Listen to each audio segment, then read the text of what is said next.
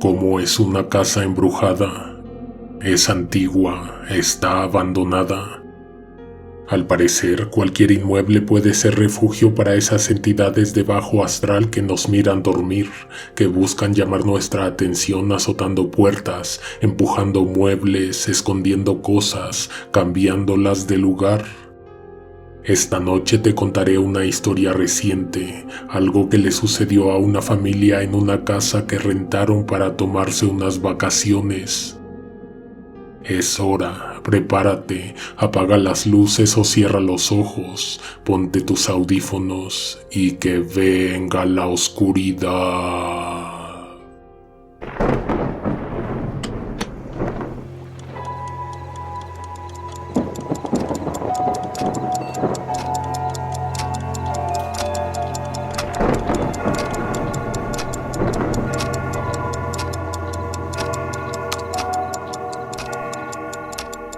Para las vacaciones del verano pasado, realmente queríamos salir de casa y tomarnos, aunque sea un fin de semana lejos de la ciudad.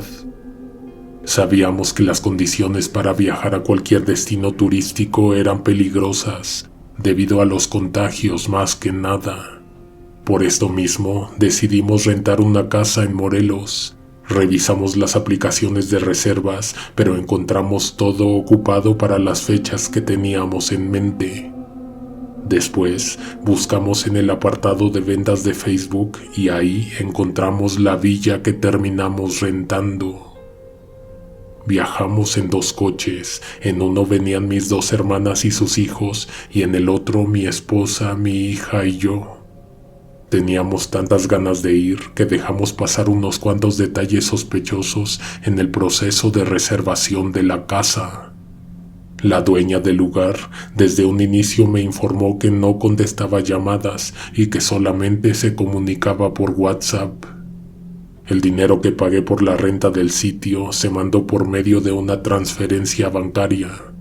Se nos hizo raro que no nos pidieran un depósito, pero más extraño aún fue que, al llegar, nadie nos recibió y ni siquiera nos entregaron las llaves en la mano. De último minuto, la señora me mandó la foto de una cajita de madera que había enterrado en una jardinera afuera de la casa. Ahí estaban las llaves que nos dieron acceso. Al entrar, encontramos un lugar que superaba nuestras expectativas. Lo que pensamos de inmediato fue que las fotos que vimos en internet cuando hicimos la reservación no le hacían suficiente justicia a la residencia. Un poco después de que nos instalamos, mi hermana Silvia seguía insistiendo que algo no cuadraba. Estuvo repitiéndoselo hasta que lo encontró. No era la misma casa del anuncio, era una más grande, una con mejores instalaciones, con una alberca significativamente mejor. Al interior de la casa encontramos más recámaras de las que esperábamos. Poco a poco todos nos empezamos a hacer la misma pregunta: ¿estaríamos en el lugar correcto?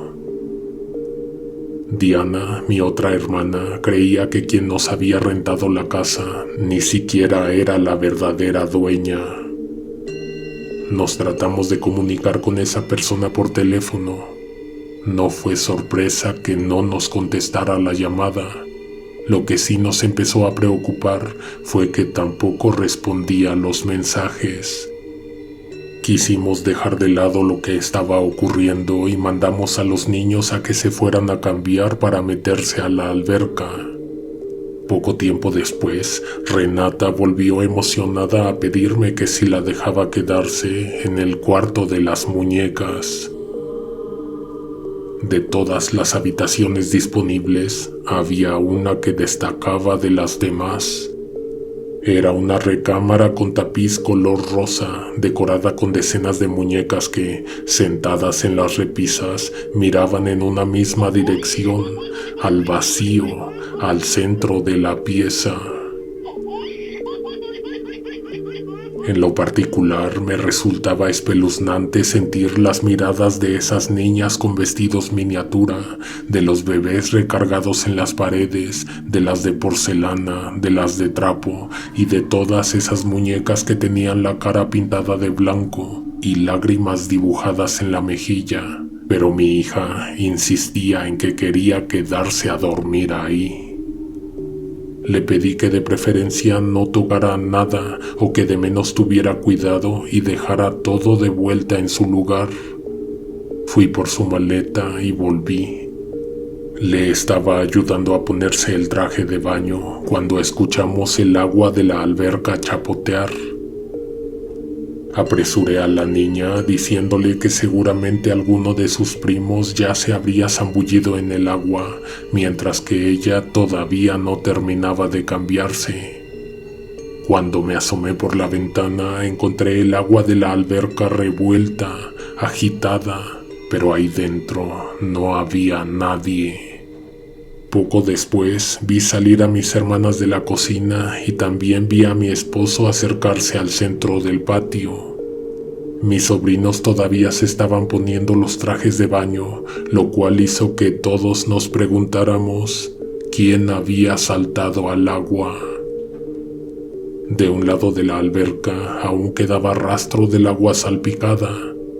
Adentro de esta no había nadie, tampoco estaban las huellas que dejaría alguien al salir.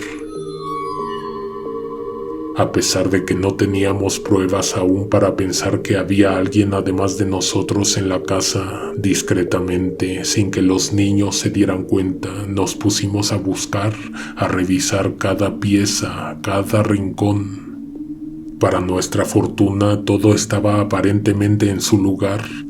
Lo único que fuimos descubriendo conforme transcurría la tarde y caía la noche es que no era compañía humana lo que cuidaba o habitaba esa casa. Era algo más, algo incomprensible al pensamiento e imperceptible a simple vista. Cuando oscureció, nos quedamos en penumbras hasta que encontramos la manera de encender las luces del patio, las de la alberca. Estuvimos viendo sombras cruzar los arcos de la entrada, ruidos de trastes y cubiertos en la cocina. Las puertas de las recámaras se cerraban solas, azotándose repentinamente. Mis hermanas consideraron la posibilidad de regresarse ese mismo día, pero después de platicarlo conmigo y mi esposo, acordamos que veríamos cómo transcurría la madrugada y entonces decidiríamos, principalmente porque habíamos pagado 2 noches de estancia. En algunas partes de la casa la vibra era más pesada, pero ¿sabes cuál se llevaba el premio mayor? El cuarto de las muñecas. Cuando fue hora de dormir, no pude hacer entrar en razón a Renata para que desistiera de dormir en ese lugar. Tampoco podía explicarle lo que yo creía que estaba pasando en la casa.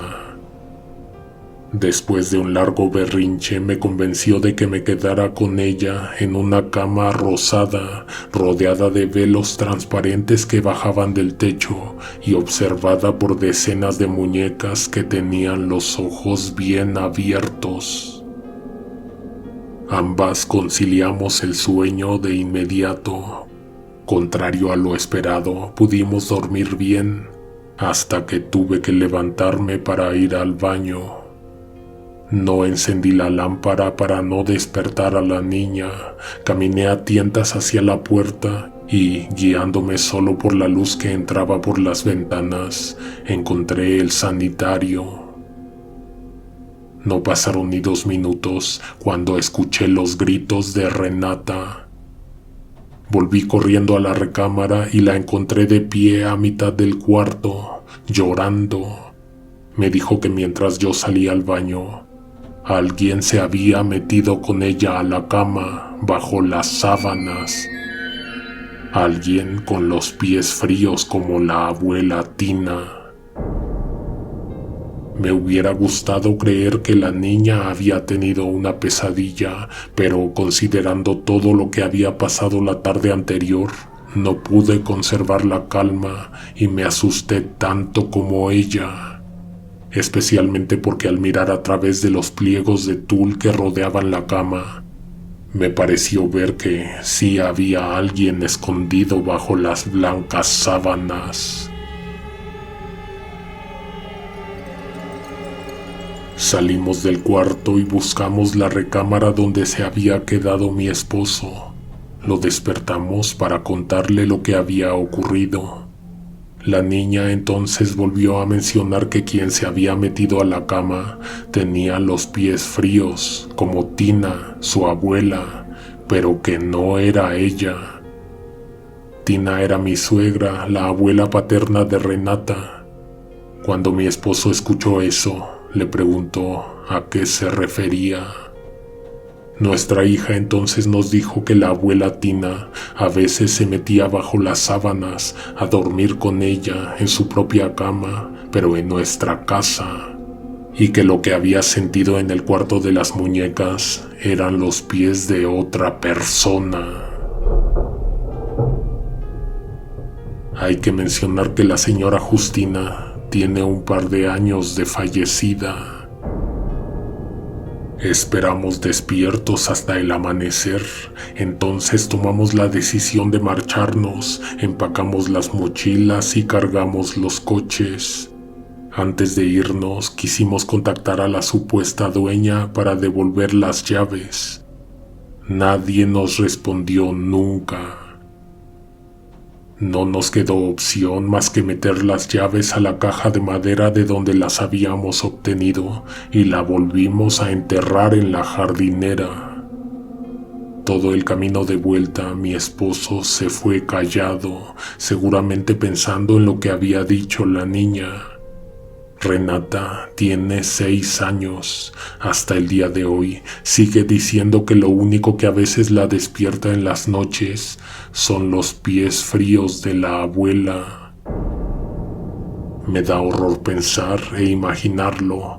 Trato de confortarme con la idea de que una figura amorosa visita a mi hija por las noches. Lo único que me aterra es imaginar qué fue lo que se metió entre las sábanas en aquella casa de vacaciones.